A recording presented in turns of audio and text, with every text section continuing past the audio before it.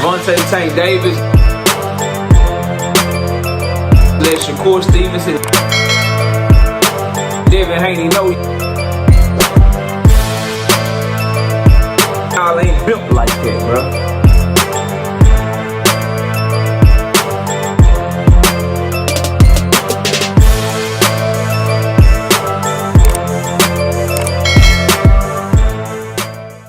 William Zepeda, #1 in the WBA all of a sudden. Man, this shit got Tank Davis and Haymon written all over this shit. And I'm going to explain to y'all why in this video, bro. Smash the like button, subscribe to the channel, share the video, turn on your notification. We live Monday, Wednesday, and Thursday night at 7:30. Also live Sunday morning with the Singing OG KQKC Boxing Network. Sunday mornings, 9 a.m. Central Standard Time. Join the channel as a member. Drop super chats and super thanks when you come by the live streams and the videos that we do. And hit me up if you want to debate. Knockoutboxing86 at yahoo.com. Shakur Stevenson attached himself to the wrong horse, bro. He attached himself to the wrong horse. I'm going to talk about this from 3 different perspectives, right? I'm going to give you the William Zepeda perspective.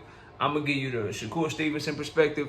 And then I'm going to save the Tank Davis perspective for last because I think it's the most interesting and intriguing one. And the Tank Davis perspective is very simple, and I can do it for you in a bar. Before we even get there, I can do it for you in 1 bar. Sometimes you got to pop out and show niggas. Sometimes you just got to pop out and show niggas. Yeah, we'll talk about that later. But from William Zepeda's perspective, it's simple. He struggled with Tevin Farmer in both fights. Now, I thought he clearly won those fights, but Tevin Farmer clearly put up a better fight than a lot of people that William Zepeda has ever been in the ring with. Tevin Farmer is a southpaw that's past his prime. That's a good counterpuncher with no power. He's tough as hell, took a lot of punishment, but he gave William Zepeda all he could handle, bro. All he could handle. And if you William Zepeda team and you looking at the lay of the land at the lightweight division, Shakur Stevenson and Tank Davis, southpaws, in their prime. Tevin Farmer is not. They both are quicker than him right now, than Tevin Farmer is. Shakur Stevenson, they talk about his power. He hit harder than Tevin Farmer. He's a more accurate puncher than Tevin Farmer. And we know what Tank Davis brings to the table in terms of power punch accuracy and power punch power. Like, he the best power puncher in the division. And he too is a southpaw. So if you William Zepeda and you looking at it from his perspective and the perspective of Oscar De La Hoya, you look at these 2 fights, bro. Both fights are fights that your fighter could potentially lose. As a matter of fact, he'd be the underdog against both of those fighters. You're going to put him in position to try to get you more money and get him more money. And if we're just being real, a cross-promotional fight between Shakur Stevenson, William Zepeda with Matchroom, Eddie Hearn, and Oscar De La Hoya, Golden Boy, compared to a cross-promotional fight with Tank Davis, PBC, William Zepeda, and Golden Boy, which one you think is the bigger fight that's going to generate more money for everybody involved? Y'all all know the answer to this question, bro. You all know the answer to that question. And at the end of the day, the only people that would call William Zepeda a duck for fighting Tank Davis instead of Shakur Stevenson are Shakur Stevenson fans. All 13 of them. The 11 Shakur Stevenson fans watching this video are going to be the only people to call William Zepeda a duck for fighting Tank Davis. No one in boxing is going to criticize William Zepeda for fighting Tank Davis. Tank Davis will get a lot of criticism for fighting William Zepeda. I'll get to that later in this video. But William Zepeda is not going to receive any flack if he gets the Tank Davis fight and doesn't go the Shakur Stevenson route in the realm of boxing. No one is going to be like, yo, what the fuck, you fighting Tank instead of Shakur? What the like, only people that's going to be mad is the 8 Shakur Stevenson fans that's watching this video right now, bro. But to me, it's very clear. Like, nigga, we probably going to lose to either one of these niggas. Let's try to be in position to get the biggest bag.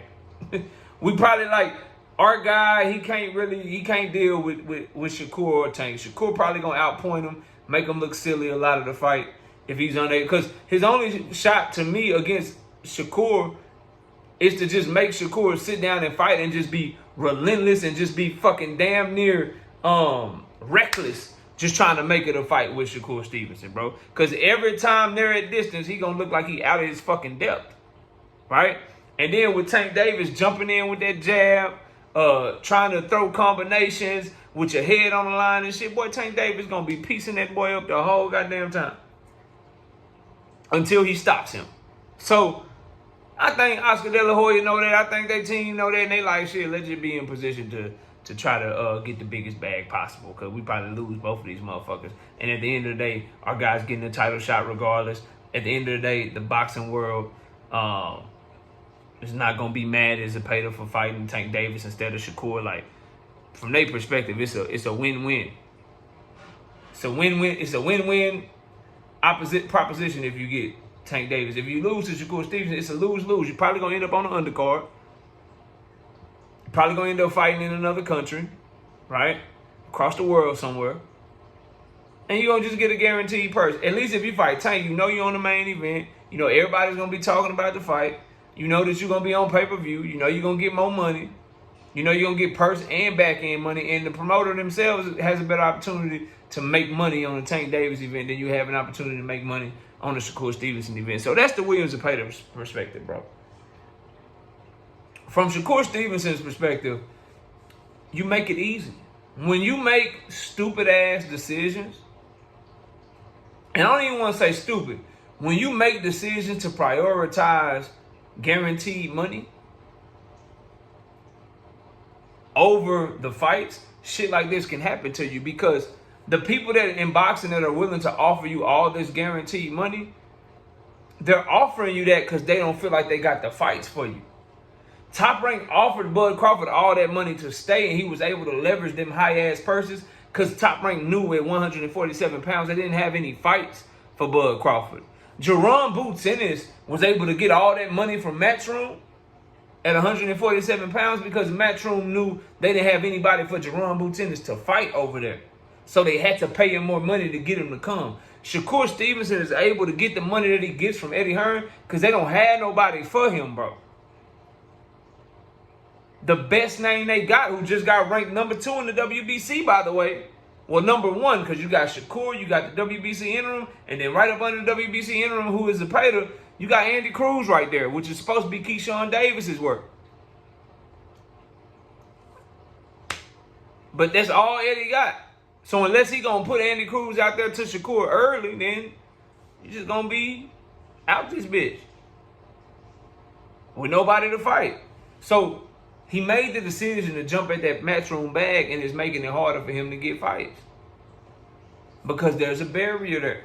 So from his perspective, I would hope that he learns from this little Matchroom stint, whatever fight that he gets, because it looked like it might not be Zepeda. I hope that it is. But if it's not Zepeda, and it's a Yadier Herrera or it's Maxie Hughes or some bum or whatever that he fights, I hope that he realizes that how he has to move now. You going to have to move like a cat that been fighting on undercards. You got to move like a Lamont Roach. You got to move like a Devin Haney did when he was coming up and trying to become undisputed. You've been fighting on undercards. Your stock has dropped. People ain't checking for your fighting style. They don't like the way that you fight. You may have to, in order to get the type of money that you're looking for, you're going to have to go sign where the fights are at, and you're going to have to take probably a B-side deal to get your name buzzing and get yourself back up there. You're going to have to do what Devin Haney did to get undisputed, bro. You're going to have to. You're going to have to go, and you're going to have to sign with PBC. You might have to sign back to Top Rank, especially if PBC and Top Rank going to be doing business together, bro, and they joining forces, which is what's being reported. Shit, you're going to have to sign them.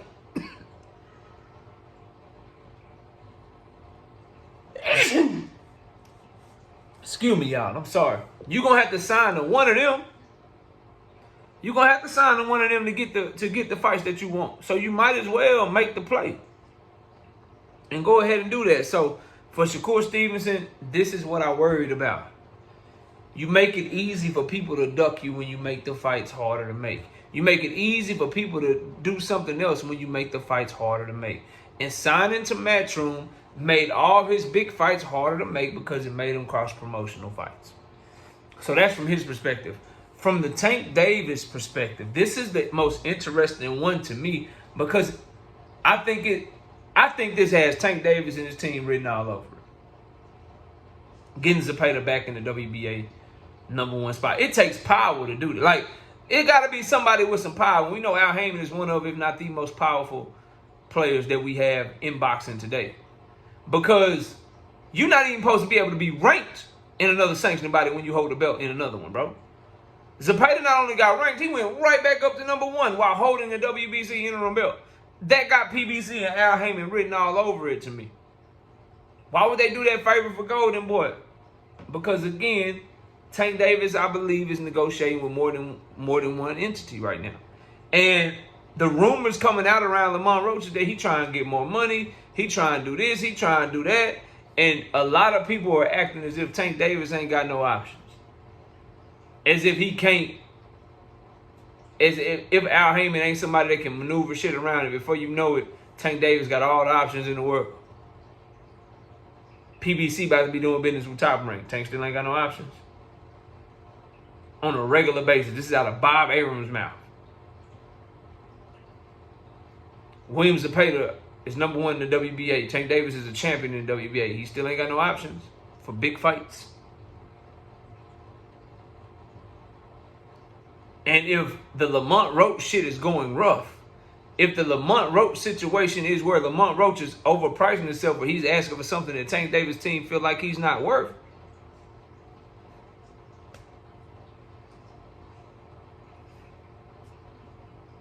we got Keyshawn Davis, we got William Zepeda, that we can get the WBA to call his mandatory at any moment. So you gonna sign on this dotted line or not? You gonna quit bullshitting or not? Or you really gonna mess up this rematch and go fight Shakur for less money? Then if you lose to him, you never get the rematch again. So what you gonna do, bro? What we doing? I think it's fascinating, bro. I think what's going on is fascinating. Let me say this though. I like Shakur versus Zepeda. I like Tank versus Zepeda.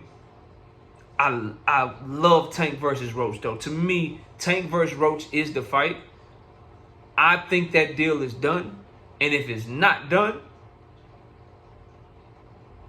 then that would probably tell you why William Zepeda is #1 in the WBA.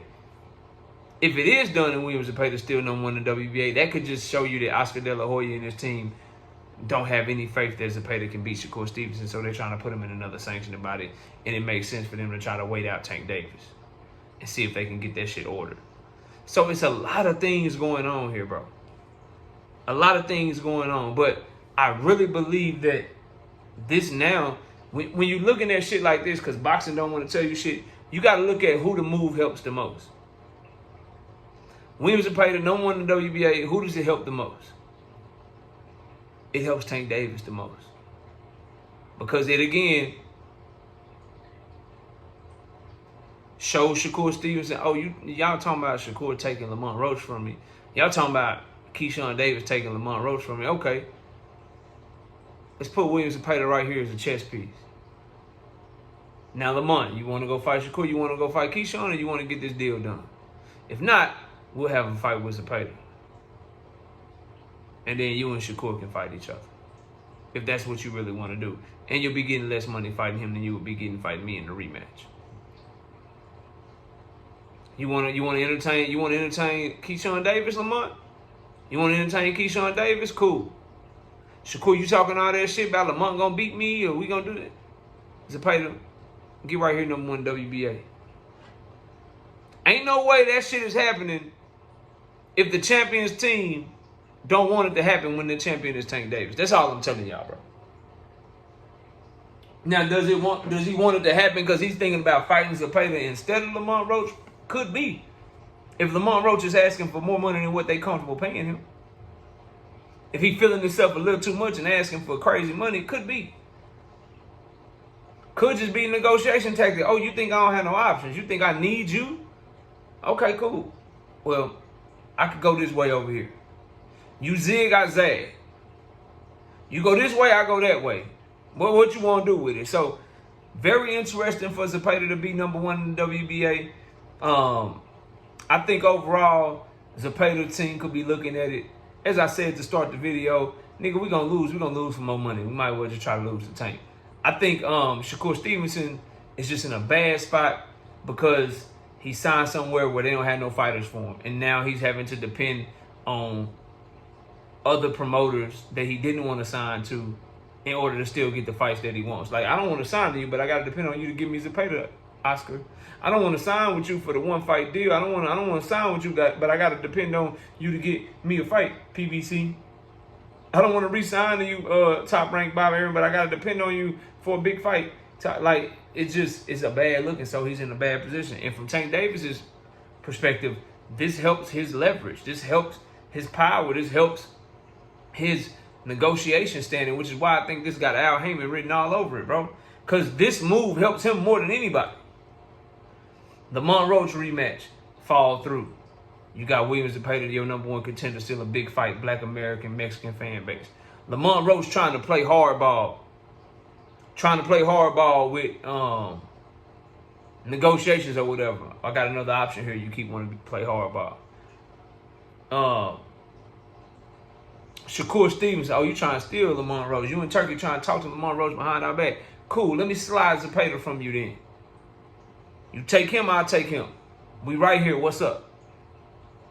Keyshawn Davis talking that Lamont Roach shit. Lamont, fight me, don't fight Tank, fight me instead. All right, cool, bet. You take Lamont Roach, we gonna take your fake brother opponent. Zepeda, bring your ass here. One of y'all gonna be assed out, and it ain't gonna be us. That's what this move look like, bro. From Tank team, from what I'm looking at it, since it helps him the most, because this move leave everybody assed out except Tank.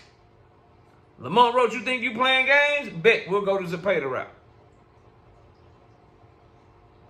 Lamont Roach, you play them games and you really go off in another direction, we ain't hurting for shit. We got Zepeda right here. So it helps them the most, which is why I think that Al got something to do with this shit. But y'all let me know what y'all think. Comment below, smash the like, sub to the channel. I'll see y'all soon. Peace. Gervonta Tank Davis. Let Shakur Stevenson. Devin Haney know y'all ain't built like that, bro.